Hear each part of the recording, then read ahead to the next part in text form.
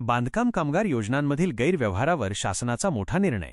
मित्रांनो, महाराष्ट्र राज्य बांधकाम व इतर कामगार कल्याणकारी महामंडळाच्या माध्यमातून बांधकाम कामगारांसाठी विविध योजना राबवल्या जातात. परंतु दुर्दैवाने या योजनांचा लाभ बोगस लाभार्थ्यांना जास्त मिळत आहे. या योजनेतील प्रत्येक लाभाला बोगस लाभार्थ्यांचे ग्रहण लागले आहे. याच पार्श्वभूमीवर आता शासनाने एक मोठा निर्णय घेतला आहे आणि या संदर्भात सविस्तर माहिती आपण या व्हिडिओमधून घेणार आहोत.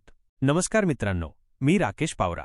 आपण आपले आरटी ऑनलाईन चॅनल पाहत आहात. चॅनलवर नवीन असाल तर सबस्क्राईब करायला विसरू नका, जेणेकरून असेच नवनवीन अपडेट आपल्यापर्यंत पोहोचतील. योजनांमधील दलालांचा सुळसुळाट आणि गैरव्यवहार.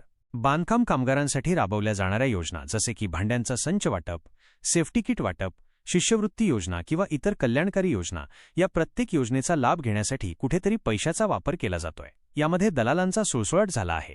बांधकाम कामगारांची नोंदणी असो किंवा त्यांना दिल्या जाणाऱ्या योजना असो, प्रत्येक ठिकाणी सध्या बोगसगिरी सुरू आहे.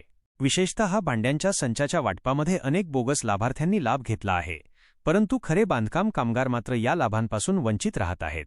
या सर्व तक्रारी शासनाला प्राप्त झाल्यामुळे आता शासनाने या विभागामार्फत याची चौकशी एन्क्वायरी बसवली आहे. 10 जुलैपर्यंत चौकशीचे आदेश.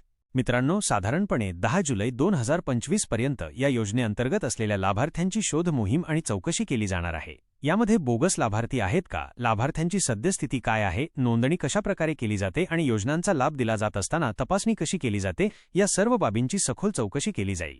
यासाठी विभागातील अधिकाऱ्यांना वाहनांची आणि मनुष्यबळाची उपलब्धता करून देऊन 10 जुलैपर्यंत चौकशी करण्याचे आदेश बांधकाम विभागाच्या मंत्र्यांनी दिले आहेत. शासनाचे कठोर पाऊल.